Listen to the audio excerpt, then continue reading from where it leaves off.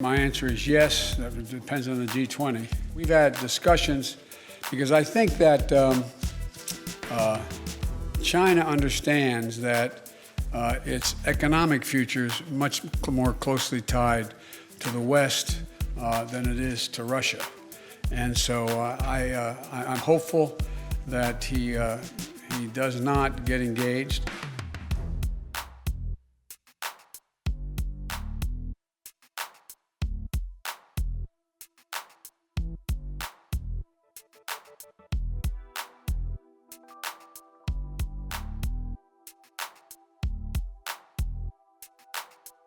As you're heading to Poland tomorrow, do you think that getting a first-hand look at the effects of this war on these millions of Ukrainians who have fled their country could change the way that you might respond? This is not something that Poland or Romania or Germany should carry on their own. This is an international responsibility. The United States, as the leader, one of the leaders in the international community, has an obligation to be engaged and do all we can to ease the suffering and pain of innocent women and children and men, for that matter, throughout Ukraine. Have you gathered specific intelligence that suggests that President Putin is deploying these weapons, moving them to position, or considering their use? And would the U.S. or NATO respond with military action if he did use chemical weapons? We would respond. We would respond if he uses it. The nature of the response would depend on the nature of the use. Do you think that Russia needs to be removed from the G20? On the latter point, my answer is yes. That depends on the G20.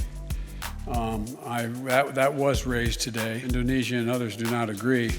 Then we should, in my view, ask to have both Ukraine be able to attend the meetings, as well as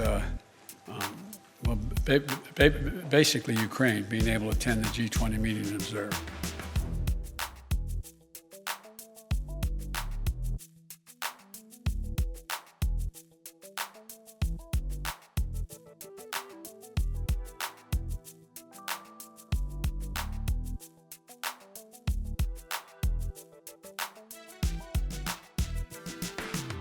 We've had discussions because I think that China understands that its economic future is much more closely tied to the West than it is to Russia.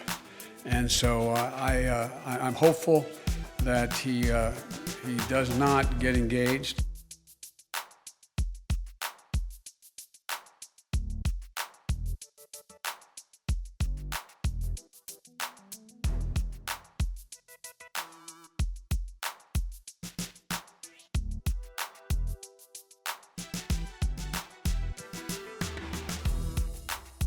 Це найголовніша наша мотивація. Ми боремося за наші права, свободу та життя. А зараз ми боремося за виживання.